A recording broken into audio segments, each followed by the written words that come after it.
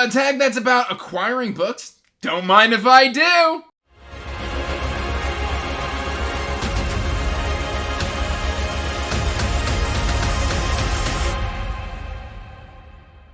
Hey everyone, welcome back to Andrew's Wizard of Reads, and as always guys, I am Andrew. Today I've got another book tag for you, but before we get to that book tag, make sure you're liking and subscribing, hitting that bell notification so you can get regular updates for when I put out new content. Also make sure you're checking that description box down below for links to the Wizard Duo Discord, as well as links to all my social media and information about my Patreon. That said guys, I was tagged in this by Miss Reads a Lot. I really like her channel, and so it was great to get this tag about acquiring books. This is the book Aquiring tag. It's a pretty short tag. I'll make sure to have her video linked in the description box down below, as well as all of the prompts in case you want to do this one yourself. And of course, I'll be tagging some friends at the end. This is a 10-question tag, and it's really just more about like going about talking and acquiring books and how you do that. And that's just something I've got tons to talk about. So, question number 1. Do you plan your purchases ahead or impulse buy? I impulse buy pretty much 100%. Okay, that's a lie. Don't listen to me. I'm obviously lying to you. I do plan some of my purchases kind of out. Like if I'm going for like a special edition, or if like I need to complete a series in my collection, because I'm like one of those guys where like if I look at my shelf and I see like, the first book is missing, but I've got the second book, I'm obviously going to plan to buy the first book so that I can read them in order, because I am not a monster and I read my books in order, although apparently I'm willing to put them on my shelf out of order. So there's a line there somewhere and you can tell me about it. But yeah, no, so I do plan some of my purchases, but a lot of the time, I'll be in, like, the bookstore, and I will have no plan on what I'm looking to buy, and I just walk up and down the aisles until I've got an armful of books, and then I sort through what I've got in my arms, and that's what I purchase. So, number 2, how do I decide what books to buy? A lot of this is BookTube-based or, like, Discord-based. If people are talking about books in series a lot, or sometimes I cover buy a lot too. This series that was brought to my attention by Alan, this is 100% a cover buy. So I do cover buy sometimes, but a lot of the time it is like hype. I got the whole Realm of the Elderlings based on hype. Faithful and the Fallen was hype. So like if there's hype around a book, but it's like consistent hype, and there's people who are both loving and not loving the book, so like it's balanced type. I don't like overhyped books, but if there's just enough talk about it and like there's a consistent buzz going around from people that I trust, I will probably go and buy that book. So a lot of the times, even when I'm impulse buying, I don't impulse buy authors that I A, have never heard of, B, if like it's just a cover and there's not anything to go along with that cover. Like, if it looks like a good cover, but the back of the book sounds uninteresting, I won't buy it. So, I tend to go off of just the BookTube community, and recommendations from my friends. So, that is that one. Number 3! What is your philosophy on where you shop? Online versus in-person, large versus small, physical, digital, audio, new versus used, etc. And I am very much a used book shopper. I don't mind getting used books as long as they're in good shape.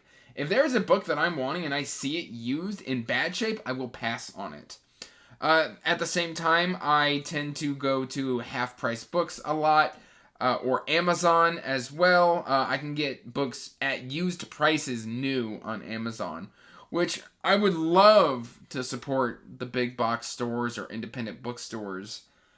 Money is an issue, and at this point in time, like, do I like Amazon? I like it for its convenience and for their prices.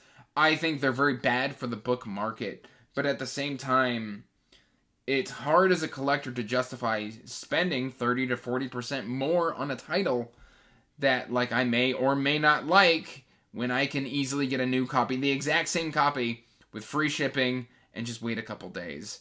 So I do struggle with that sometimes. I do want to support independent bookshops, but at the same time, like, they just can't compete price-wise. And that is something I struggle with. I do like ebooks. I like audiobooks. If I love a book, I will buy it on ebook, I will buy it on audio, and I will buy it physically.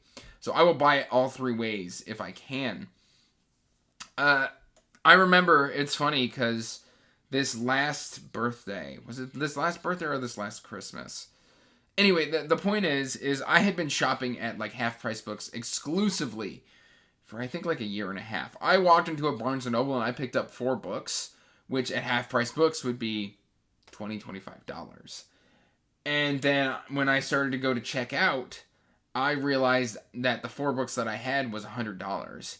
And my jaw just hit the floor. Like, it blew my mind because I'm so used to paying more reasonable prices, I would say, at something like a Half Price Books than paying ridiculous inflated costs on these physical copies. Because, I mean, I remember probably as a kid, like, mass market paperbacks were, I'd say $5.99, I think I'm of the generation they were $5.99, and it was normal for a hardcover, I think, to be around $20. Now we're upwards of like $30, $35, and it just blows my mind how expensive. And forget the indie hardcover, like it's almost impossible to get me to buy an indie hardcover because the prices are like $35. And I struggle with that so much because if the ebook's $1.99 and the audiobook's another $7 and the paperback's $14 and then your hardcover is $35, I'm not going to reach for that hardcover. I am at heart a fairly cheap individual when it comes to building my collection. So that's just something. Price is something I struggle with. Supporting like Barnes and Noble and stuff like that. It's just jaw dropping, like the prices that books go for sometimes. So I struggle with that sometimes, just because I'm so used to being able to get nice, decent used copies online or new copies in decent shape off of like Amazon or bookshop.com or something like that. That paying full price for books, it just goes against my grain. And I struggle with that a lot. I really need to work on getting better at that. What about free little libraries? This is number 4, by the way. What about free little libraries? What do you think about them? Have you used one? Why or why not? I have that literally attached to my neighborhood. I don't know why I'm pointing. You can't see. But attached to my neighborhood is a park. And that park has a free little library. And I'm assuming this is one of the things where it's like a little cubby. It's got books in it. Ours is mainly like kids' books, but I have never taken a book from a free little library. I have put books in them. Like if I have a book that I really enjoyed, but like I don't think, it's not worth trading in, but I think somebody would like to read it, I will stick it in that free little library. And I did that. I probably have put 15 to 20 books in that free little library, and they're all gone. So I use them, I just don't take from them, if that makes any sense. All right, number 5. How do you feel about acquiring a book? Do you share, like in a book haul or in a diary? I do very large, massive book hauls because I have no self-control on a regular basis. And so I do that fairly regularly. I tend to amass just a massive stack of books.